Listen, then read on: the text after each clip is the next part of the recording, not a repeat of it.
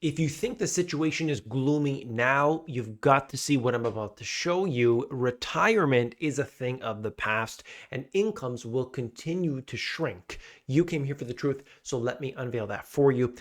All hope is not lost because I'm going to show you today what you can actually do about it, but I need to tell you what's happening. The very first step is being able to understand what's happening at this moment, and then we can look out 6 months, a year, 5 years, and so on. Without that knowledge and the ability to understand where we're headed, you cannot prepare properly.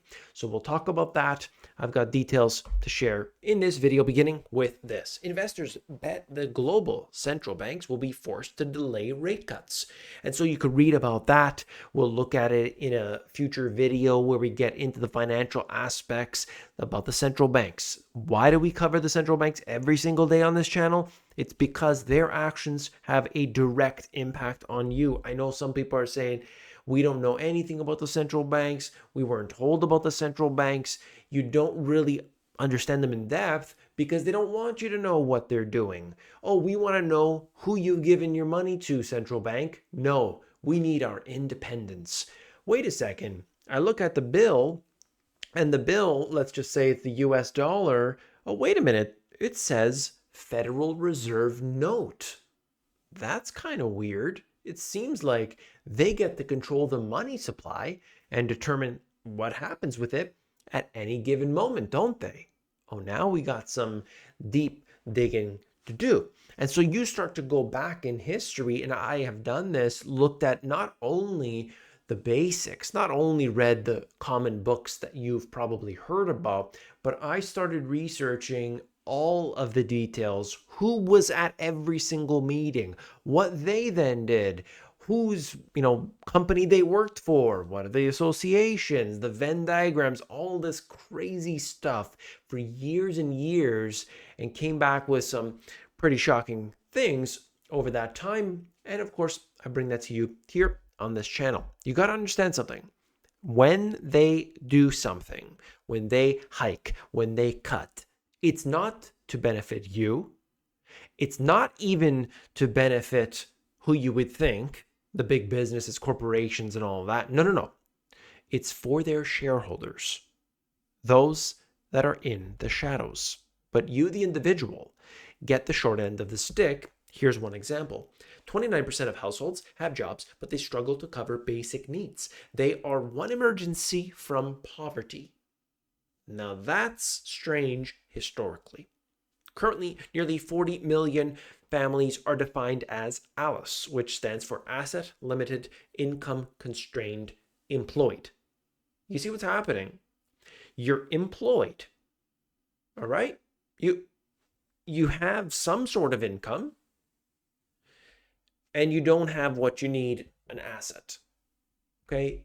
So these people, it could have been bad decisions. It could have been, they got divorced. Who knows? People, unfortunately, incur problems throughout their lives, and they have to deal with that. But for a lot of people, it's just the danger that has been brought upon them by the central banks. They devalue the currency, and over time, it gets worse. A very small, a shrinking group of people get to benefit from this as we move through these cycles. It's like a sine wave, right? And as we move through it, we start to see what happens. People are basically being fed into, and pardon this analogy, a meat grinder, because that's what's going on today. Look at it. The peak boomer crisis might only get worse. A fifth of Americans 50 and up have no retirement savings, and the majority are worried that they won't have enough money. Certainly, there's a reason for this, because you can't buy anything today. Of course, they have no savings. This is a growing retirement crisis. Call it what you want, and of course, we can look at the different aspects of it, but people don't have savings. So what has happened here is that 1970, one income, one job could support a household. Now today, not very typical. Not very typical at all. Most people are struggling, and at the same time, we are seeing these grand disparities. Some areas are doing very well, and broadly, most of the people are doing well. And then other areas, you see it doing very poorly. At the same time, we are seeing, of course, the rich have so much, the poor have so little, and that continues to grow and grow and grow. And the problem with that is that usually this leads to a major crisis. And of course, we have to watch the civil unrest. We have to watch all of this because it could affect everybody. This is a chart showing us America's financial well being. And I have money left over at the end of the month, broken down by age. And then you can see always, often, that's the blue, yellow is sometimes, and red is rarely or never. And so a lot of people, regardless how you look at it, a lot of people are in this circumstance where they don't have the cash. Is it because they have very bad spending habits? Yes, some people absolutely do. Absolutely do. But there's no question about this, that people today are suffering more than they should be. Did people have better spending habits 10 years ago? It's the same thing, right? There's no real difference. What about 20 years ago? Give or take, it's basically the same thing. But what has happened is that our currencies have been devalued drastically. That's what we need to understand. Young Canadians think retiring at 65 is an outdated concept. Views on retirement are shifting dramatically as the cost of living rises and longer life expectancies become the norm. Certainly, at least with retirement itself, what's happening here? More people, they are being put into this place. They're, closing in on 65, let's say, and they're thinking, I still have a lot of debt. And my living expenses are so high. I can't retire. There's just one issue, though. I say this all the time. If you want to retire, that's okay. That's great. You should retire. You should do what you want. But a lot of people, they cannot retire. They can't afford it, but something comes up. A family member or their own situation, health emergencies, different things that could happen. And now they are in dire straits. They don't know what to do. Look at this. Just spending a lot of money is creating demand, is creating stimulus. With unemployment under 4%, it shouldn't be that surprising that prices aren't going down.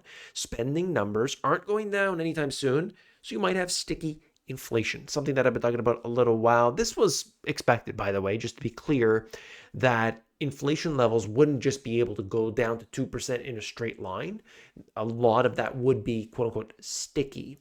And I don't know why anyone necessarily we're going to get deflation. Well, you tell me where that deflation is. Maybe in people's wages, maybe in people's savings rates. You could see the personal savings rate in the US has overwhelmingly just declined as the years have gone on. People don't save their money. People spend their money. Yes, people are investing more than before. It's a lot easier to invest than before. We get that. But let's be honest. People, they don't save. And we see that here. That shows us, though, that they're basically one big problem away from a crisis, right? Like they, an appliance suddenly breaks down or something happens to their home or what have you. Now I'm in a big trouble. You need a rainy day fund. That's essential. With inflation still high and economic growth slowing sharply, we could be headed towards stagflation, which is a scenario that nobody is really prepared for, according to UBS. And that is a big one. We also, on top of that, stagflation, we got shrinkflation. You see it everywhere, right? Housing crisis, foodflation, which is one I hadn't heard before. Record gas prices. Canada's at a crossroads, and it all comes down to the P word. I've heard a few P words before, but what they were talking about here is productivity. Productivity has been declining. There's no question about this. At the same time, you've got, if people are spending more to get less, you're going to have that. And what are they doing about it? Absolutely nothing to benefit you. What can we do as individuals? Yes, we see the crisis. We see the problems. Okay, let's talk about this very briefly. I've got the playlists on my channel that will help you with this, okay? Playlists on my YouTube channel, breaking it all down. There are things that you can do. Number one, you can grow some food. Number two, you can get some storable food. Where can you get storable food? There's a lot of online places. Costco also has that. If you look at, there's a YouTube channel called Well Your World, who I remember checking out a while back, where he lived in probably Arizona, I think it was, in his basement. The guy had all kinds of containers, proper containers, storable containers. And this was like from 2019 into 2020, where he said lockdowns happen, shutdowns happen. He goes, I wasn't affected by it at all because I had so much stuff just ready to go, just part of my normal daily routine. It wasn't, preparedness. That's just the way I do it. He buys it in the big, huge buckets of beans and whatever he wanted, all these different things. That's just a normal thing. Lockdowns came. He said, I didn't have to worry. I was fine. So having that level of preparedness before the problem starts to come on is really what we need to be doing. There's so many other things that we could be doing, of course, but these are simple, basic things. At the same time, we need to have a rainy day fund. Maybe for you that's different than somebody else, but you have to start putting money aside where you can. If all you can put aside is $1, do it. Why are you going to say, oh, you know what, what's the point of that? That's not how it works. You put $1 in, and if that's it, that's all. That's great. You are making progress. You're making progress. Use the skills that you have today to bring in some extra income. That could be any kind of thing that you're good at. It could be you're fixing cars. It could be that you're a good baker. Whatever it is, use it. And the simple thing that you could be doing is reaching out to the people around you, on your, let's say you got a Facebook, let's say you got whatever it is, your emails, I'm sure a lot of people, a handful, even 20, 30 people say, hey, I can do this thing. Are you interested? Please let me know. You might get one, you might get two sales. And that's the way things begin. Okay? Don't just, forget it. No, don't do that. You can't sit back. We're being burned from the bottom, the inflationary inferno. You've got to be aware. You've got to take action right now, today. If you, appreciate this message, hit that thumbs up button. That's how you're supporting this channel, by literally hitting one button.